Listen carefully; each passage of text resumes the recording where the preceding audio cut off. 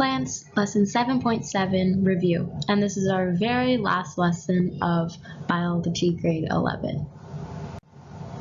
So I'm just going to do a quick overview like we always do of the plant unit, and maybe this is a good idea to review after you've done all of the videos or just before you have a test or exam to refresh your memory. So going all the way back to the first lesson, we learned about plants in general and what they give to humans. So plants give us many things like food, paper, pharmaceuticals, materials, and everyday tools. So anything you basically used this morning or today when you got up or you got dressed, you got ready, it likely came from a plant. Even our clothes, cotton, comes from a plant. So that's something really interesting about plants, that we use them in everyday life. Also coming back from Unit 1, we learned that plants are very complex and are part of Kingdom Plantae.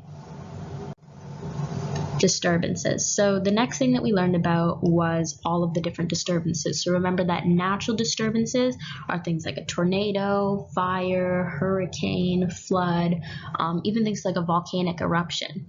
And then we also have things that are human-caused disturbances, which are things like deforestation, climate change, urbanization, stuff like that. And once those disturbances, whether natural or human-caused, happen, they're going to lead to a succession. So if you remember those succession diagrams, you can go back to that lesson to see the diagrams in more depth. But essentially, it showed the barren land after the entire disaster had happened, and then over time how the new trees and the new plants came about from that succession. So there are two sort of types of succession. There's primary and secondary succession. So primary succession is the process of changing from bare rock to an area with a dominant form of vegetation, and it only occurs in an area where no previous community existed. Then we have secondary succession, when an existing natural community is disturbed by a natural or human-made disaster, so like a fire, a forest fire, or a flood. Then new forest fires can form in a much shorter time due to the actual presence of soil, because there still happens to be soil living way down underneath there. It can also occur in vacant lots or farmlands that happen to be abandoned. Then we also get something called pioneer species, which are like the first species to appear after the devastation has happened. And we also kind of talked about whether disturbances can be a good thing or a bad thing. You know, sometimes it's going to wipe out entire species, but then it can also bring about new species, bring about animals that don't necessarily used to live there, or can bring back animals. So it all sort of depends on what happens to the disturbance. You know, we could also wipe out something that humans necessarily need from that specific plant. Like we talked about, plants give us a lot of things. So, you know, disturbances, it can be a good or a bad thing. It just depends.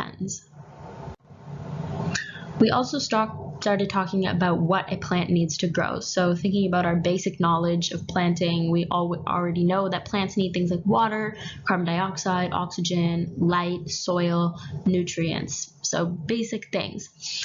Then we break down nutrients into actually a little bit further down. So we have macronutrients and micronutrients. So remember, macronutrients and micronutrients, you can go back to the actual lesson to see what they are, but you can find those mainly in the soil. And it's things like potassium, it's stuff like that. But sometimes you don't necessarily find those in the soil, and you're going to have to give it to your plant yourself.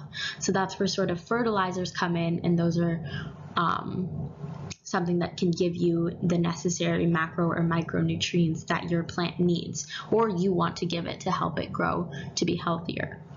We also talked about germination, and some of you may have done the try it at home where you grew your own plant in a Ziploc bag, where you actually learned that plants don't necessarily need soil. to grow, because you were able to grow a plant in a Ziploc bag with just a little bit of moisture, some light, and some oxygen, which was interesting to see. And I did mention that you could do that experiment without taping it up to the window and put it in a closet, and sometimes it would still work, which is really interesting. So all these things plants need to grow, to thrive, and to be healthy. And it also depends on their environment. Like a cactus might not need the same thing as as some roses that you're growing in your garden. So it all depends. We then jump to parts of a plant. Now, I'm not going to go over everything here, but you can obviously see from this diagram, you can pause it to just go over the quick things that we talked about. We also talked about the reproductive system of both angiosperms and gymnosperms. So remember that angiosperms, their reproductive system is through pollination, whether that's cross-pollination or self-pollination, through the male and female parts, either using something like a butterfly or a bee, or something like that to pollinate that male part. Whereas gymnosperms are what is called the naked seed, and they're actually the cones. So if you think of to the pine tree, which is what I like to think of the pine cones, remember that there's male and female cones. One of them, they work together to make a new sort of cone, which then develops the seed, and then the seeds plant, and so on. And it grows into a plant like this, where we have the roots, the stems, the fruit, which actually protects the seed in some cases, leaves, and flowers. And we also talked a little bit about photosynthesis, which is essentially how the plants get their energy. Then this brings us to xylem and phloem. So I know we did a whole PowerPoint on xylem and phloem, but essentially this chart is the only thing that you need to know. So for xylem, the direction that it goes is up, and it goes from the roots to the leaves, all up. What it contains is xylem sap, so the actual water and some nutrients. Xylem are hollow dead cells that are essentially tubes, and what drives the flow are 3 different things. I won't talk about them now, but you can go back and look. But it's root pressure, remember all that pressure that builds, the cohesion and adhesion, remember the H2O water molecules, and then transpiration, which is the pull, which is like the most important part of xylem. Then we also have the phloem, which goes down, and it goes from source to sink. The source is the location of photosynthesis, aka the leaves, and the sink is where the sugar is stored in the form of starch. And then what it contains is phloem is sugars produced in photosynthesis, and its structure is stacked living cells with membranes that have little holes where sugar and fluid builds up. So what essentially drives the flow is when those little holes get fluid and all build up, pressure accumulates, and then the cell fills up with the sugars, and then it carries it down.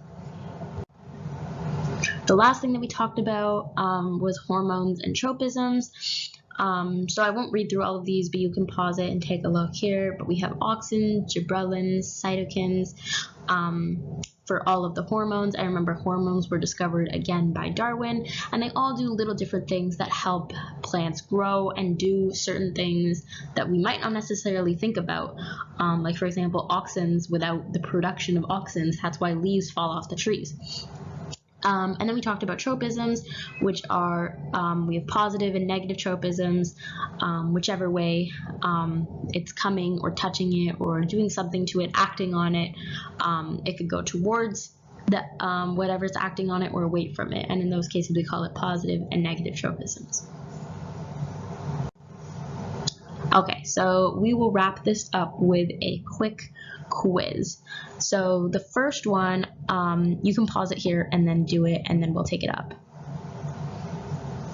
Okay, so the first one, parallel veins in a leaf would indicate that a plant is. So if you go back, we talked about monocots versus dicots way back when.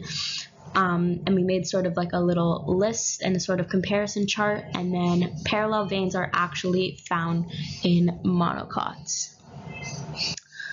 The next one, to control water loss from a plant, the size of the stomata is reduced by, so we already know it's not going to be the xylem and the phloem. There could be the spongy tissue in the palisade cells, but those are mainly part of the leaf structure and not actually controlling water loss of the plant.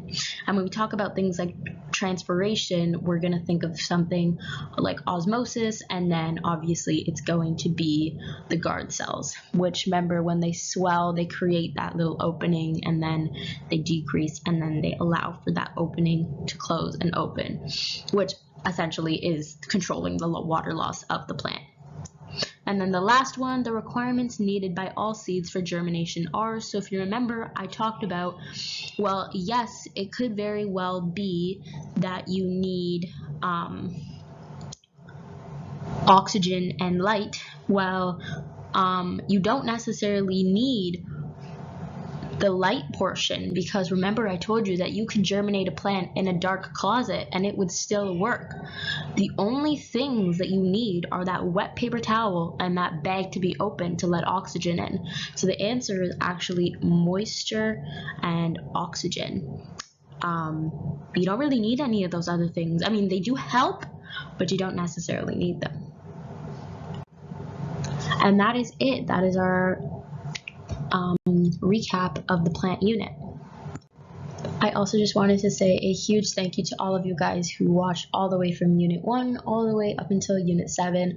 I hope you guys, these videos helped you learn and understand some concepts a little bit better, or maybe help you review before a test and stuff like that. I also just hope that you found them interesting and you maybe had a little bit of fun. And yeah, I just wanted to say thank you. And congratulations, you are officially done and learned all of the grade 11 biology course. Thanks.